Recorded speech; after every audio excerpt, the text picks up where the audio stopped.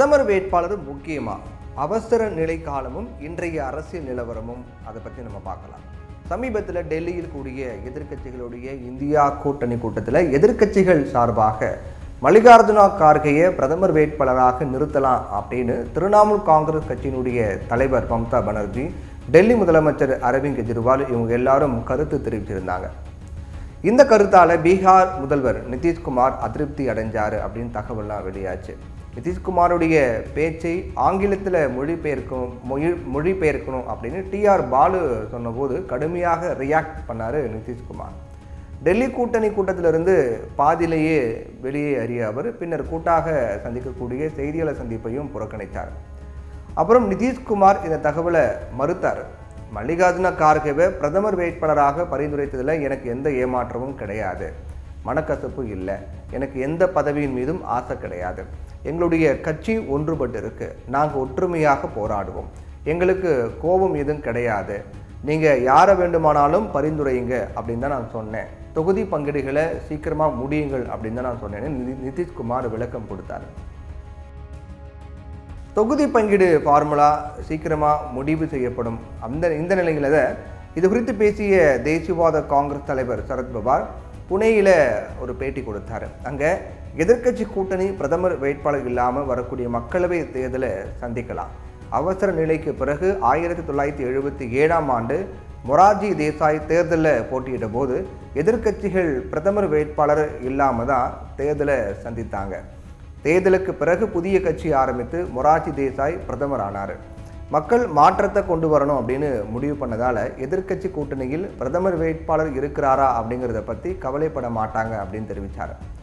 இந்த விஷயத்தில் சரத்பவார் சொல்கிறது முற்றிலும் அனுபவபூர்வமான உண்மைதான். ஆனால் எதிர்க்கட்சிகள் ஒரு விஷயத்தை இன்றைக்கி கவனத்தில் கொள்ள வேண்டியது அவசியமாக இருக்குது. அவசர நிலை காலத்தில் நாடு முழுவதும் ஒரு மையான எதிர்ப்பு இருந்துச்சு. குறிப்பாக வட மாநிலங்களில் கடுமையான அதிருப்தி இருந்துச்சு.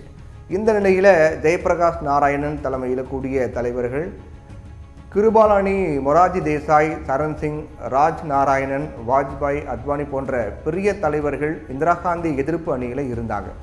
அதனால் சில்லறை விஷயங்களில் சண்டைகள் நடக்கலை. அன்னைக்கு இருந்த ஒரே லட்சியம் அவசர நிலை எதிர்ப்பும் ஜனநாயக மீட்பும் தான். ஆனால் இந்திரா காந்தி தோற்கடிக்கப்பட்டவுடன் ஜனதா கட்சியிலும் பலருக்கு பிரதமராக தூண்டிவிடப்பட்டது. இந்திரா காந்தி சரண் சிங்கை பிரதமராக்கி சில நாட்களிலேயே கவிழ்ந்து விட்டார். இங்கே கவனிக்க வேண்டியது என்ன அப்படின்னு பார்த்தீங்கன்னா, ஜனதா கட்சியினுடைய பெயரால், அந்த கட்சியின் பெயரால் ஒன்றிணைந்த தலைவர்கள் பக்குவமாக செயல்பட்டு ஒற்றுமையோடு இருந்து காங்கிரஸை வீழ்த்தினாங்க. அப்போது சனாதனம், ஹிந்தி திணிப்பு என்பதெல்லாம் பின்னுக்கு தள்ளப்பட்டது. ஜனசங்கத்தை உள்ளடக்கிய ஜனதா கட்சியை திமுக ஆதரித்தாங்க. அதே போல் மார்க்சிஸ்ட் கட்சியும் ஆதரித்தது. திமுகவை கடுமையாக விமர்சித்த ஸ்தாபன காங்கிரஸ் அப்படிங்கிற பெயரில் இருந்த பெருந்தலைவர் காமராஜருடைய கட்சி திமுகவோட கூட்டணி அமைத்தது. எல்லா வேறுபாடுகளையும் மறந்து நாட்டின் ஜனநாயகத்தை மீட்போம் அப்படிங்கிற ஒற்றை முழக்கத்துடன் தான் அது செயல்பட்டது. ஆனால் இன்றைக்கி இருக்கக்கூடிய நிலைமை வேறு. அன்னைக்கு இருந்த அவசர நிலையோடு இன்றைய நிலையை ஒப்பிடவும் முடியாது. அன்னைக்கு இருந்த தலைவர்களை போன்று பதவியை விட ஏற்றுக்கொண்ட லட்சியம்தான் பெருசு அப்படின்னு எண்ணக்கூடிய தலைவர்களையும் தேடி தான் பிடிக்க வேண்டியதாக இருக்குது.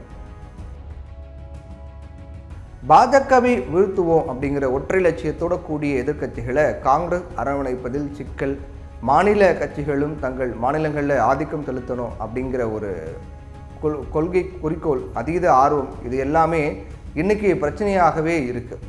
பாஜகவை வீழ்த்தணும் அப்படின்னா தனிப்பட்ட முறையில் முடியாது அப்படிங்கிறதால 28 கட்சிகள் தங்களுடைய கொள்கை வேறுபாடுகளுக்கு அப்பால் ஒருங்கிணைய வேண்டிய கட்டாயம் ஏற்பட்டிருக்கு அப்படிங்கிறதையும் மறந்துவிடக்கூடாது. அதனால் பிரதமர் வேட்பாளர் என்பதோட குறைந்தபட்ச செயல் திட்டம், வேட்பாளர் தேர்வுகளில் கடைபிடிக்க வேண்டிய விதிமுறைகள், தொகுதி பங்கீடுக்கான வரையறை, இது எல்லாமே அடிப்படை விஷயங்களில் எதிர்க்கட்சிகளுடைய எந்த அளவுக்கு விரைவாகவும் தெளிவாக முடிவுகள் எடுக்கிறாங்களோ அந்த அளவுக்கு தான் மாற்றத்திற்கான வழியும் கிடைக்கும் அப்படிங்கிறது தான் உண்மை.